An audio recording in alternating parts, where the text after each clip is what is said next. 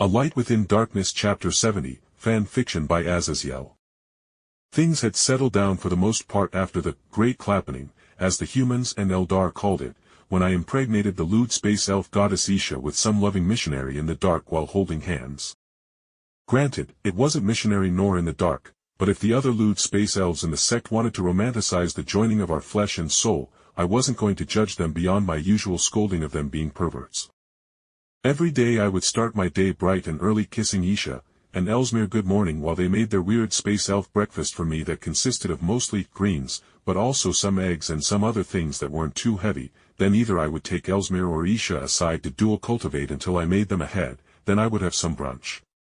After brunch, I would teach some of the sect members about cultivation until about noonish. Then I would have a hearty lunch, which consisted of the screaming souls of demons being devoured after being brutalized by my bare hands, cut apart via sword intent, or fried to spiritually rich ashes with my young flames. After that lovely lunch, I would then go out and lead some disciples in more dangerous missions, cleaning up the countless tyrannids that were left on the world when the scout fleet left after the swarm lord was killed. Once I returned home, Isha typically cooked me dinner that was more appetizing to my human senses, and then I would take Ellesmere and Isha together to bed and fuck them silly to help their relationship grow, and after making the hentai space elves' minds break a bit, I would then settle down with my body filled with their energies and go to sleep with empty bowels, digesting my overflowing spiritual energy, and most importantly, a full stomach. This life of joy and simplicity lasted all of a week before I was reminded that this was Warhammer 40k and 5 disciples went out without my knowledge and protection and got, completely unexpectedly, bored by a pack of tyrannid lictors or the assassin bugs with their stupid stealth abilities and patience that can allow them to literally sit in place for weeks on end and ever so slowly moving towards a target with their adaptive camouflage allowing their forms to mimic the surroundings not only in color but in texture as well. You can never be sure if that was actually a pile of leaves or a 2-ton mass of jagged spikes, claws, and vomiting bioplasma that was going to jump your ass. I stood up upon the raised platform in which I typically gave my speeches, and all the disciples, young and old, survivors of this demon world, or even the 4 Eldari who were my disciples, sat on the ground as I eyed them.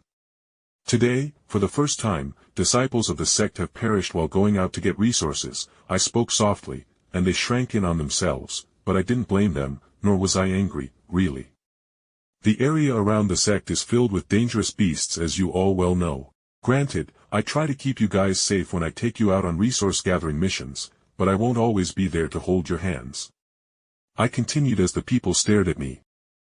What happened is a loss. Especially when recruitment for more disciples is all but impossible. I said wryly as the Demon vs. Tyrannid war had practically killed all the humans on the planet that I could find, but either way, I shook my head and continued to speak. But regardless, their deaths were because they were weak. It's terrible, and some of you were friends with them, but you need to become stronger so you don't get eaten by a monster as well. I finished bluntly as I stood up and went back inside the main sect building while the disciples talked about my speech. Arya clutched the soul gem within her necklace that housed her sister's soul, and feeling her sister's touch, a ghostly mist formed beside her and took her other hand with her sister's voice coming into her mind clearly after her soul gained power from their own cultivation. The sect patriarch is rather disappointed in the disciples' loss to the tyrannids.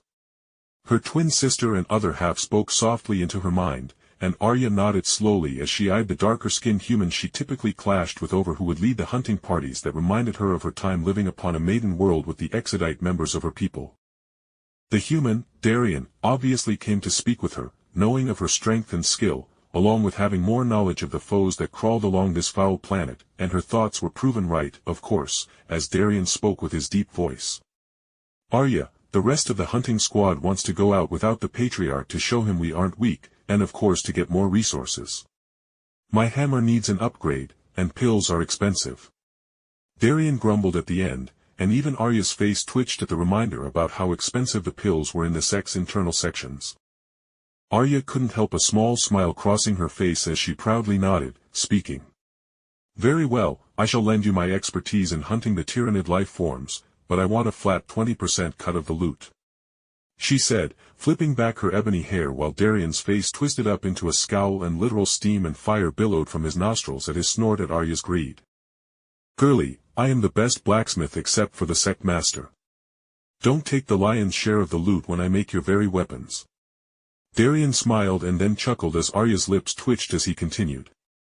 Fine, you want a 20% cut, you can have it, but I am charging you 50% extra on your next order of explosive tracking arrows. The soul-seeking formation is such a pain to engrave next to the explosive formation after all. Darian said shamelessly. And so more arguing ensued, but in the end, Darian and Arya came to a fruitful conclusion in a deal. Both walked away happy as they prepared to go hunt Tyranids and gather spiritual objects that could be turned into the Sect for the resources they needed.